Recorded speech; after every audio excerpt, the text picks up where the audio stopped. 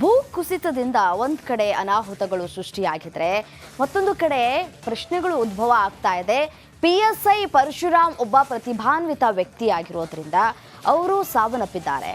ಕಡು ಬಡತನದಲ್ಲೇ ಕೂಡ ಅವರು ಸೋಪಾನ ಮಾಡಿಕೊಂಡು ಬೆಳೆದಿದ್ದು ಮಾತ್ರ ಅದ್ಭುತವಾಗಿದೆ. ಪರಶುರಾಮ್ ಕುರಿತು ಒಂದು ಸ್ಪೆಷಲ್ ರಿಪೋರ್ಟ್ ಇದೆ, ಬನ್ನಿ ನೋಡ್ತಾ ಹೋಗೋಣ.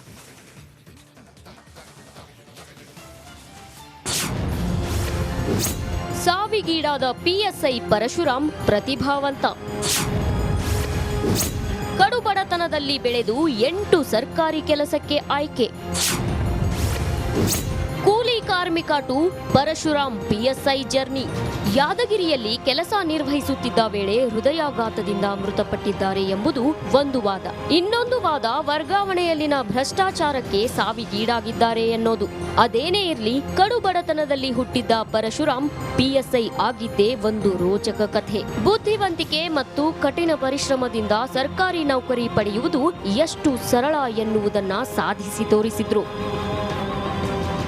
ಪರಶುರಾಮ್ ಒಬ್ಬ ಪ್ರತಿಭಾವಂತ ವ್ಯಕ್ತಿ. ಕಡು ಬಡತನದಲ್ಲೇ ಜೀವನ ಕಟ್ಟಿಕೊಂಡ ಯುವಕ. ಕೊಪ್ಪಳ ಜಿಲ್ಲೆಯ ಕಾರಟಗಿ ತಾಲೂಕಿನ ಸೋಮನಾಳ ಗ್ರಾಮದ ನಿವಾಸಿಯಾಗಿದ್ದ ಮೃತ PSI ಪರಶುರಾಮ್ ಒಂದಲ್ಲ ಎರಡಲ್ಲ 8 ಸರ್ಕಾರಿ ನೌಕರಿಗೆ ಆಯ್ಕೆಯಾಗುವ ಮೂಲಕ ಅನೇಕರಿಗೆ ಮಾದರಿಯಾಗಿದ್ರು. ಆದ್ರೆ PSI ಆಗಬೇಕು ಎಂದು ಕನಸು ಕಂಡಿದ್ದ ಅವರು ಕೊನೆಗೂ 2017ರಲ್ಲಿ PSI ಆಗಿ ಆಯ್ಕೆಯಾಗಿದ್ರು. ಬೆಂಗಳೂರಿನಲ್ಲಿ ಕೂಲಿ ಕಾರ್ಮಿಕನಾಗಿ ಕೆಲಸ. ಮೃತ ಪರಶುರಾಮ್ ಹೆತ್ತವರು ಗ್ರಾಮದಲ್ಲಿ ಕೃಷಿ ಮತ್ತು ಕೂಲಿ ಕೆಲಸ ಮಾಡ್ತಿದ್ರು. ಕಡುಬಡತನದಲ್ಲಿ ಬೆಳೆದಿದ್ದ ಪರಶುರಾಮ್ ಇಷ್ಟವಿಲ್ಲದಿದ್ರೂ ಕೂಡ ಕೊಪ್ಪಳ ಜಿಲ್ಲೆಯ ಗಂಗಾವತಿ ಪಟ್ಟಣದಲ್ಲಿರೋ PU ಕಾಲೇಜಿನಲ್ಲಿ ಸೈನ್ಸ್ಗೆ ಸೇರಿ 4 ವಿಷಯಗಳಲ್ಲಿ ಫೇಲ್ ಆಗಿದ್ರಂತೆ. PUC ಫೇಲ್ ಆದ ನಂತರ ಮಾನಸಿಕವಾಗಿ ನೊಂದಿದ್ದ ಪರಶುರಾಮ್ ಬೆಂಗಳೂರಿಗೆ ಬಂದು 2 ತಿಂಗಳ ಕಾಲ ಬೆಂಗಳೂರಿನಲ್ಲಿ ಕೂಲಿ ಕಾರ್ಮಿಕನಾಗಿ ಕೆಲಸ ಮಾಡಿದ್ರು. ಗಾಲ್ಫ್ ಮೈದಾನದಲ್ಲಿ ನೀರು ಬಿಡೋದು, ಬಾಲ್ ತರುವ ಕೆಲಸದಲ್ಲಿದ್ರಂತೆ. ವಿಜ್ಞಾನ ವಿಭಾಗದಿಂದ ಕಲಾ ವಿಭಾಗದಲ್ಲಿ ತೇರ್ಗಡೆ. ಆದ್ರೆ ತಾನು ಉನ್ನತ ಹುದ್ದೆ ಪಡೆಯಬೇಕೆಂದು ತಿಳಿದು ಮರಳಿ ಗ್ರಾಮಕ್ಕೆ ಬಂದಿದ್ದ ಪರಶುರಾಮ್ ವಿಜ್ಞಾನ ವಿಭಾಗದಿಂದ ಕಲಾ ವಿಭಾಗಕ್ಕೆ ಸೇರಿದ್ರಂತೆ. ಕಲಾ ವಿಭಾಗದಲ್ಲಿ ಪ್ರಥಮ ದರ್ಜೆಯಲ್ಲಿ ಪಾಸ್ ಆಗಿದ್ದ ಪರಶುರಾಮ್ ನಂತರ ಧಾರವಾಡ KCD ಕಾಲೇಜಿನಲ್ಲಿ ಡಿಗ್ರಿ ಓದಿ ಪದವಿ ಓದುತ್ತಿದ್ದಾಗಲೇ ಅನೇಕ ಸ್ಪರ್ಧಾತ್ಮಕ ಪರೀಕ್ಷೆಗೆ ತಯಾರಿ ಮಾಡಿಕೊಂಡಿದ್ರಂತೆ. ಡಿಗ್ರಿ ಮುಗಿಯುತ್ತಲೇ ಜೈಲು ವಾರ್ಡನ್ ಆಗಿ ಸರ್ಕಾರಿ ನೌಕರಿ ಪಡೆದ್ರಂತೆ.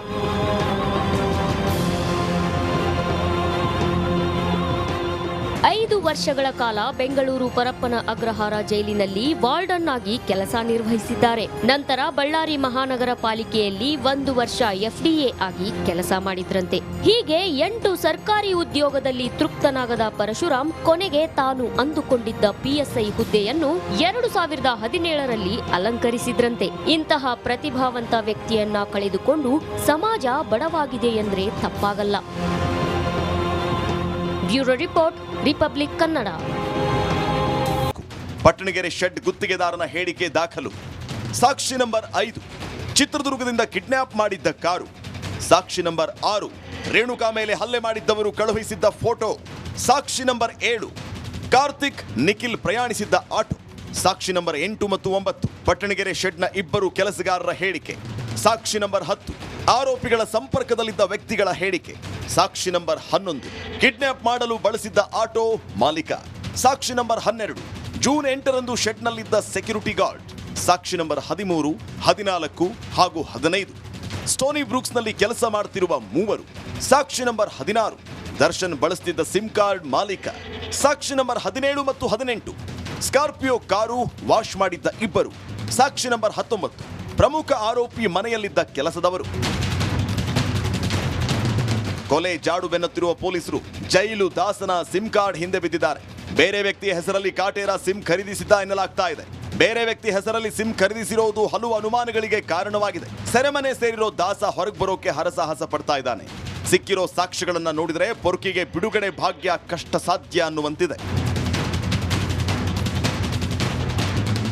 Dhruvaraj, crime bureau, republic Kannada.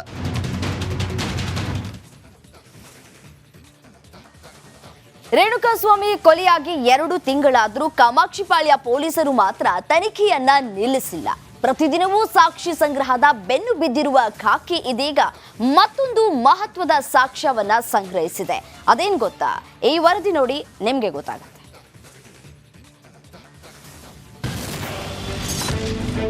Darshan ಪವಿತ್ರಾಗೆ ಮತ್ತೊಂದು ದಾಖಲೆ ಕಂಟಕ. ಪೊಲೀಸರ ಕೈ ಸೇರಿದೆ ದಾಸನ ಮನೆಯ ದಾಖಲೆ.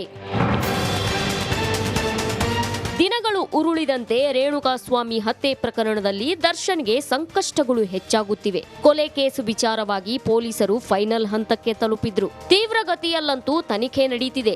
ಅಷ್ಟಕ್ಕೆ ಸುಮ್ಮನಾಗದ ಪೊಲೀಸರು ಹೆಚ್ಚು ಸಾಕ್ಷ್ಯಗಳನ್ನ ಸಂಗ್ರಹ ಮಾಡುತ್ತಿದ್ದಾರೆ. ಇದೀಗ ದರ್ಶನ್ ವಿರುದ್ಧ ಪೊಲೀಸರಿಗೆ ಮತ್ತೊಂದು ಬಲವಾದ ಸಾಕ್ಷ್ಯ ಲಭಿಸಿದೆ. ರೇಣುಕಾಸ್ವಾಮಿ ಹತ್ಯೆ ನಡೆದ ಬಳಿಕ ದರ್ಶನ್ ಮತ್ತು ಇತರ 16 ಆರೋಪಿಗಳ ಎಲ್ಲ ಚಲನವಲನದ ಮೇಲೆ ಕಣ್ಣಿಟ್ಟು ಪ್ರತಿ ಹಂತದ ವ್ಯವಹಾರದ ಬೆನ್ನು ಬಿದ್ದಿರೋ ಪೊಲೀಸರು ದರ್ಶನ್ ಮತ್ತು ಪವಿತ್ರಾ ಗೌಡ ಮನೆಗೆ ಹಾಕಿಸಿದ್ದ ಇಂಟರ್ನೆಟ್ ಕನೆಕ್ಷನ್ ಕೂಡ ಬಿಟ್ಟಿಲ್ಲ.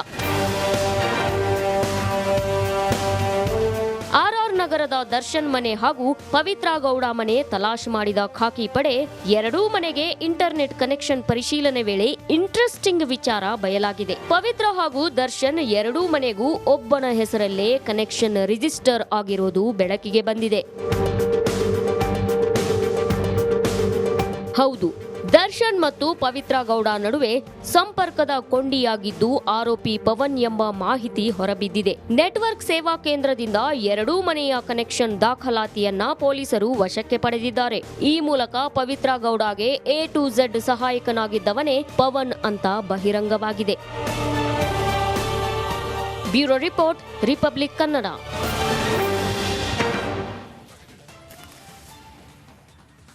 ಪಿಎಸ್ಐ ಪರಶುರಾಮ ಸಾವು ಪ್ರಕರಣ ದಾಖಲಾಗ್ತಾ ಇದ್ದಂತೆ ಶಾಸಕ ಚೆನ್ನಾರೆಡ್ಡಿ ಪಾಟೀಲ ಹಾಗೂ ಅವರ ಪುತ್ರ ಪಂಪಣ್ಣಗೌಡ ಎಸ್ಕೇಪ್ ಆಗಿದ್ದಾರೆ.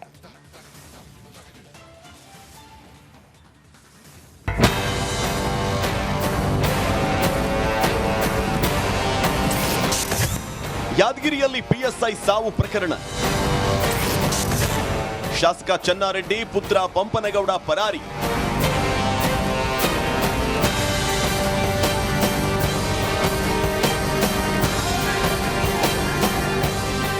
ಮೂಡ ಹಗರಣ ಆಯಿತು, ವಾಲ್ಮೀಕಿ ನಿಗಮದಲ್ಲಿ ಬ್ರಹ್ಮಾಂಡ ಭ್ರಷ್ಟಾಚಾರ ಆಯಿತು. ಇದೀಗ ಯಾದಗಿರಿಯಲ್ಲಿ ಪಿಎಸ್ಐ ಅನುಮಾನಾಸ್ಪದ ರೀತಿಯಲ್ಲಿ ಸಾವನ್ನಪ್ಪಿರುವುದು ಸರ್ಕಾರಕ್ಕೆ ತಲೆನೋವಾಗಿದೆ. ವಿಪಕ್ಷಗಳ ಕೈಗೆ ಮತ್ತೊಂದು ಅಸ್ತ್ರ ಸಿಕ್ಕಂತಾಗಿದೆ. ಎಫ್ಐಆರ್ ದಾಖಲಾಗ್ತಾ ಇದ್ದಂತೆ ಶಾಸಕ ಚೆನ್ನಾರೆಡ್ಡಿ ಅವರ ಪುತ್ರ ಪಂಪನಗೌಡ ಫೋನ್ ಸ್ವಿಚ್ ಆಫ್ ಮಾಡಿಕೊಂಡು ಪರಾರಿಯಾಗಿದ್ದಾರೆ.